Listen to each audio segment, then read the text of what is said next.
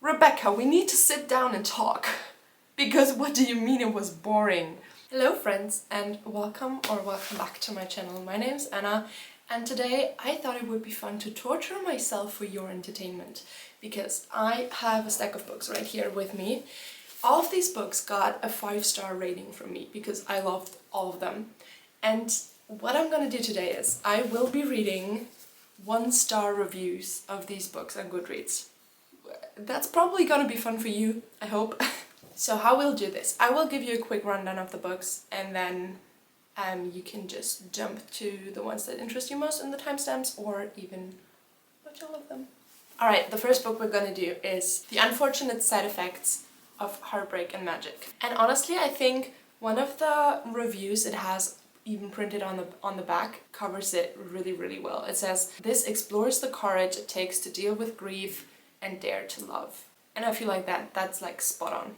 This story follows Sadie, and if she finds real love, she will lose her magical powers. Sadie lives in a small town that she has never left, but a lot of other people have. For example, her high school love, who comes back after 10 years.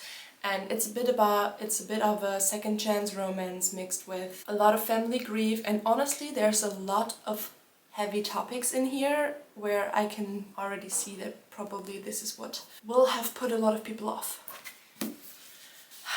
Next up is Beartown by Frederick Beckman, and I can already smell the reviews from here because this is a book that deals with sexual abuse in a heartbreaking way, but in such an honest way of how things go in real life. And I can tell that a lot of people will probably be aghast by how this is handled in here, and that it's not like brushed off. Like if you went into this without a trigger warning, I can already see the 1-star reviews. Alright guys, next up is A Priory of the Orange Tree, and I know this is going to hurt because I love this book. This is my baby.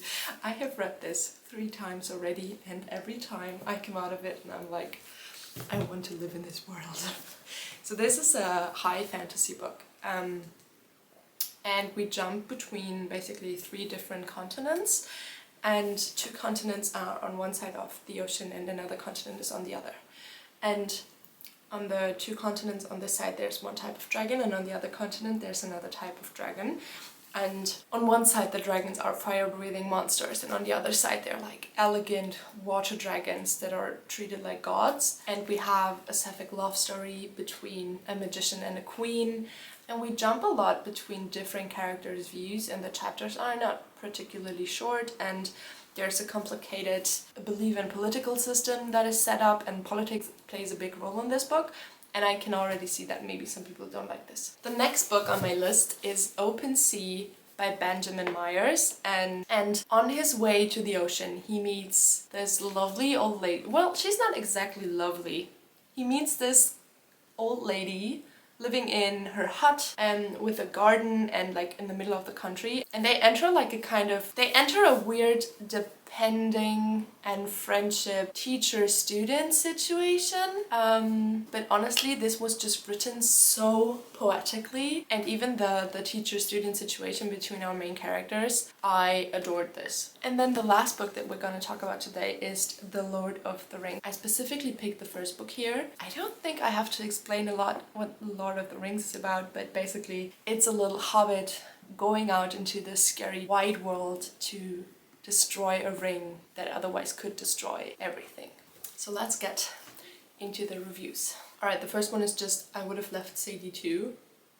I'm sorry, what? Why? That's just mean. Wow, a lot of the 1-star reviews are like really long. This audiobook will be played on a loop when I get sent to hell. Guaranteed. Ouch! What did it do to you? Okay, next one. Recipe for an Awful Book. 1 cup Gilmore Girls, but only Rora's unlikable qualities. 1 cup practical magic, minus any of the charming elements.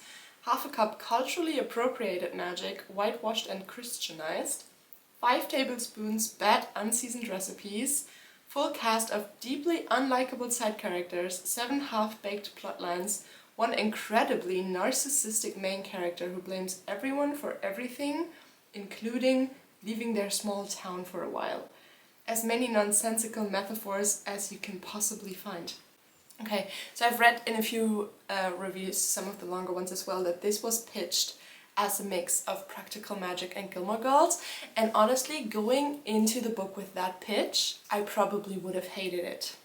That's the thing for me, I often go into books like fully unprepared because I like to know like very little about it before I go into it. And I think if this would have been pitched to me as Gilmore Girls meets Practical Magic, I would have hated it.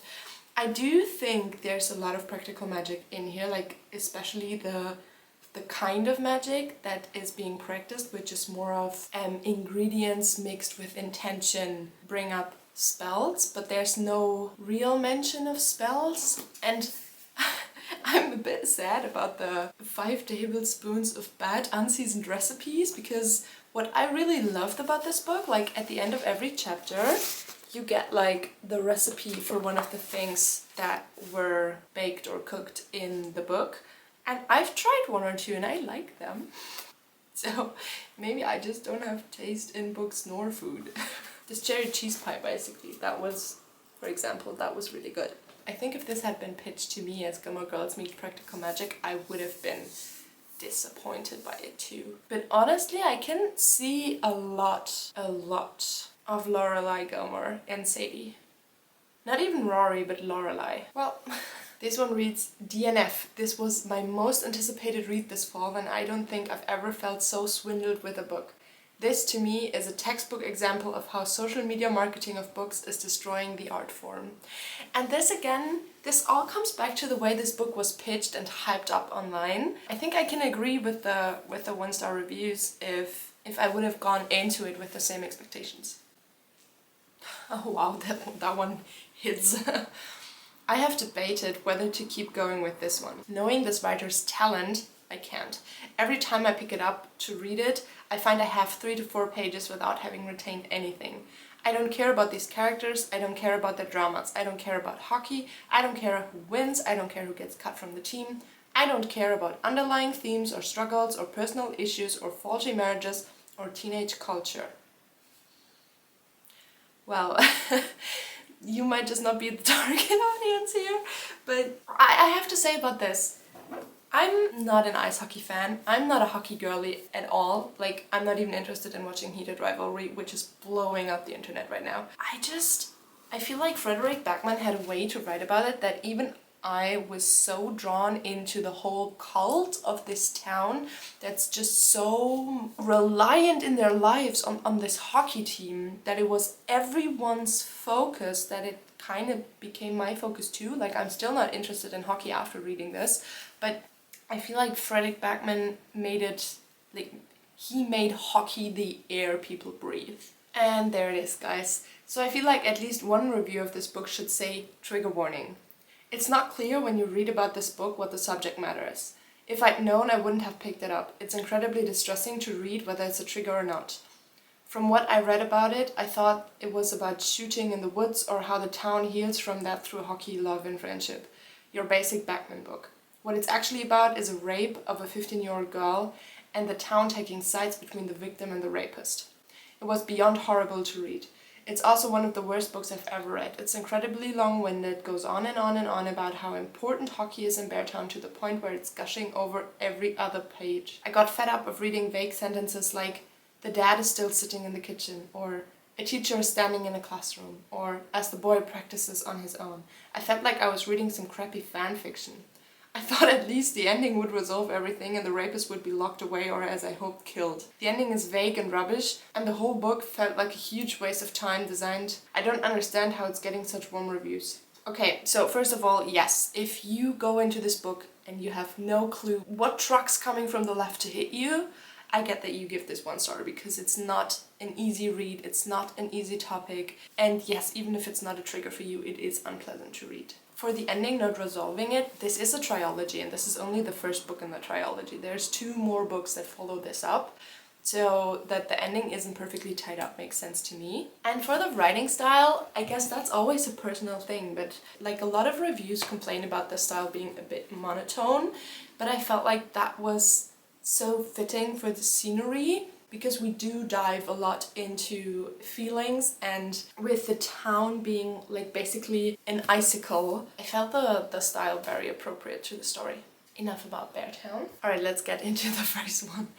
Priory of the Orange Tree is plastered all over Goodreads and seems to have been heralded as the next big thing of fantasy. It's been given the Game of Thrones and Lord of Rings label, and although I should know better and stay away from anything tagged with deserves to be as big as Game of Thrones, sometimes I'm just a sucker for the hype. In a world of tension between East and West, there's also dragons. In the West, Queen Sabrin believes her bloodline is keeping the mother of all dragons from returning, and if she should die without giving birth to an heir, then the Nameless One will rise again. And in the East, the greatest honor is to become a dragon rider, protecting the realm from pirates and any other threats. They have different opinions of what's keeping the Nameless One from rising. My first issue is the amount of characters in history. Called it. There's probably more characters in this book than in the first Wheel of Times book, which is crazy for a single release. It's just too tightly packed, with barely anyone given ample opportunity to develop to a point where I cared. This is the most prominent with the antagonists. Alright, I can already only disagree. Like, there is a lot of character development in the books, so I don't get what he's talking about. There's also endless tales of the past dumped into the story, so rather than developing and building momentum, the plot seems to conveniently fit together. None more ridiculous than the long-lost legendary sword. It's been missing for 1,000 years, and then someone remembers where it might be and miraculously sits there. It seemed a bit dumb. Isn't that like the plot in 90% of fantasy? Excuse me. The second issue is the lack of threat from the evil dragons. Although the Nameless One's minions are stirring from their slumber, they barely show up and cause trouble. Bro, they've burned down entire cities. They've spread a plague across an entire country that the people are dying of. What are you talking about? Okay, sorry. There's a great deal of preparation for their arrival, but you never truly believe there's a threat. Yes, you do. It's not like the dark one from Wheel of Time where you genuinely believe will cause bloody murder when he awakens. It was just all very tame. I don't think so. Lastly is the Game of Thrones references. They are worlds apart, bordering on an insult toward the brilliant complex story GRRM created. I'd class Priory of the Orange Tree as young adult. Needless to say, I'm disappointed. Yeah, as you can tell, I'm very disappointed with this review.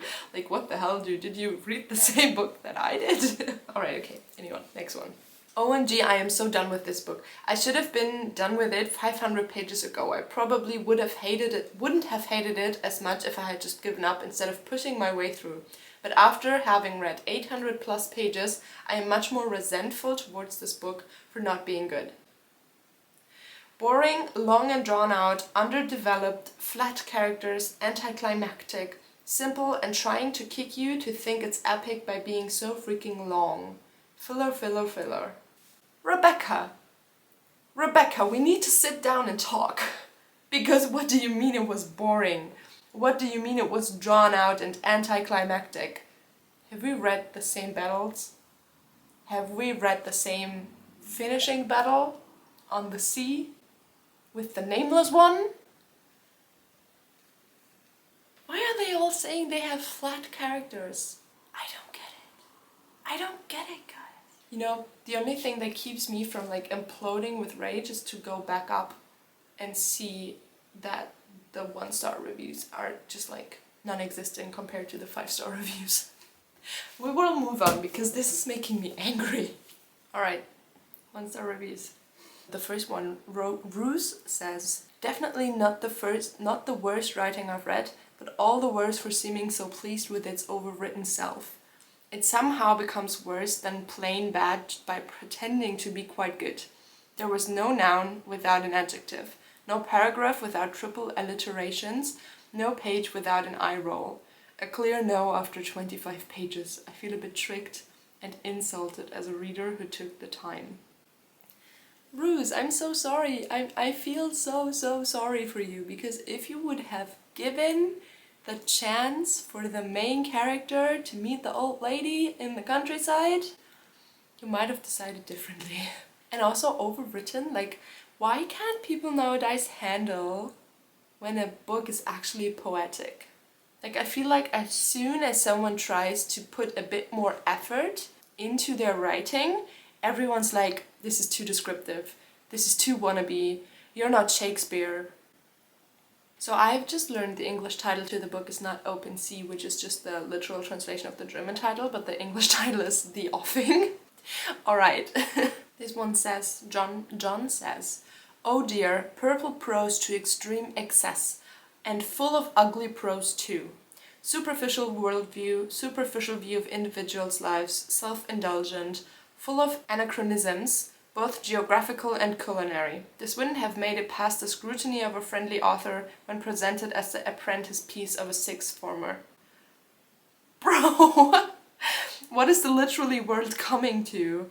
I've now just started rereading Tom Sawyer. More truth enjoyment, fine writing in the first chapter than in the whole of this book.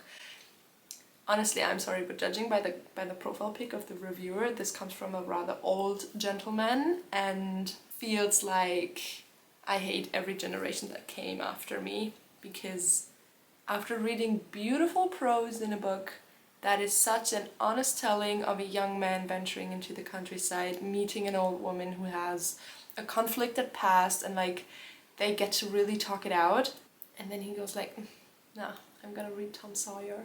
Like, I'm not against classics. I have my own full shelf of classics, but I love Shakespeare, for example. But why can we not enjoy when today's authors try to be a bit more lyrical? Tanya says, "I was told this book was worth sticking with, but I just can't get past the over-description. Didn't finish." That makes me so sad that people miss out on this. I was recommended this book by a friend. They are no longer a friend. That's harsh. That's harsh. I couldn't get into this book at all. It was one of my book club books. But sadly, after a few pages, I gave up. Well, your book club has a better taste than you then. Yeah, so everyone's just being like, this was boring, this was too descriptive. Here this one reads, overall fine. Weird way to start a 1-star review. But have read similar before. Some great descriptive writing on nature, but characters a bit cliched and unconvincing. Honey, when I'm reading your review, this sounds like a 2 to 3-star review, not like a 1-star review.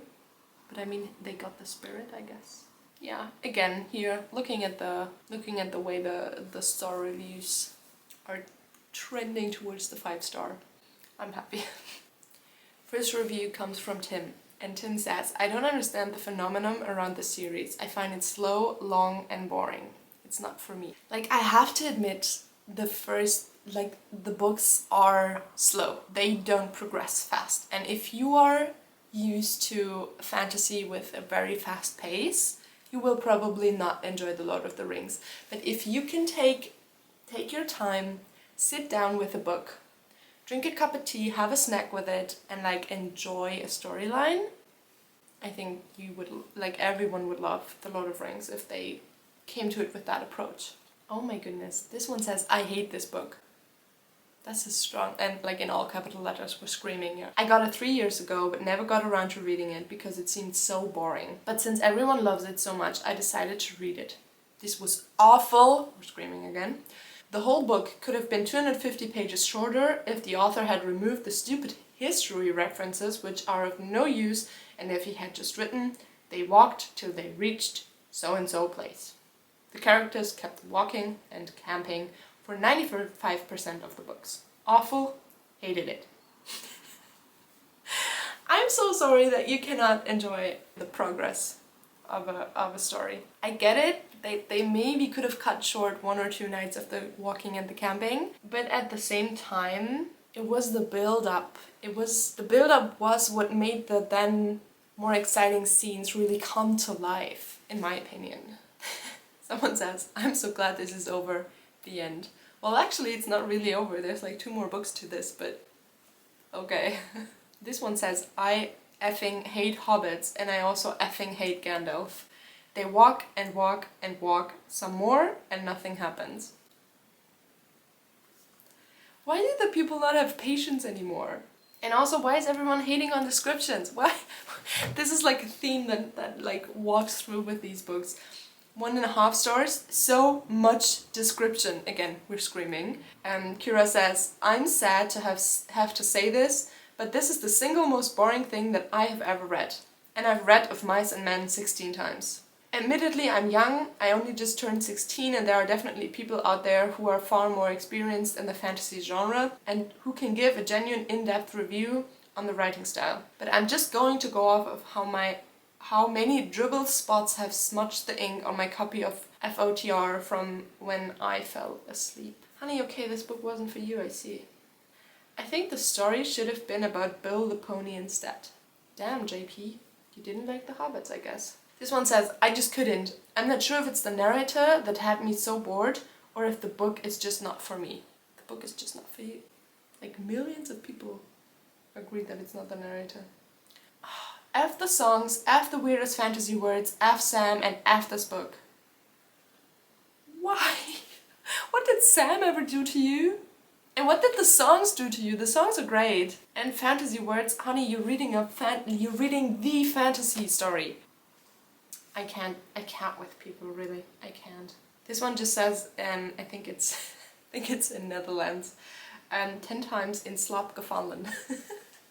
So fell asleep 10 times, which is sad, honestly. This one just says terrible, or tapping out at 50. This is so boring. Oh my goodness, yeah, okay, but anyways, I predicted the reviews. I predicted it. I said everyone was gonna say this is too slow paced and this is too boring and this is too descriptive. I told you. So with all of these bangers, in my opinion, the only reviews that I can really agree on were the unfortunate side effects of Heartbreak and Magic. For if it would have been pitched the same way to me as it was pitched online or pitched from the publisher, I probably would have hated this too. Going into it, knowing nothing about it except for that there's a low-lying magical storyline, I really enjoyed it. These though, I cannot agree with the reviews. I hope this was fun and entertaining for you. Let me know in the comments if you've read any of these books, if you agree with my review or if you agree with the 1-star reviews, or maybe which books I should do next, because I would like to make this into a series.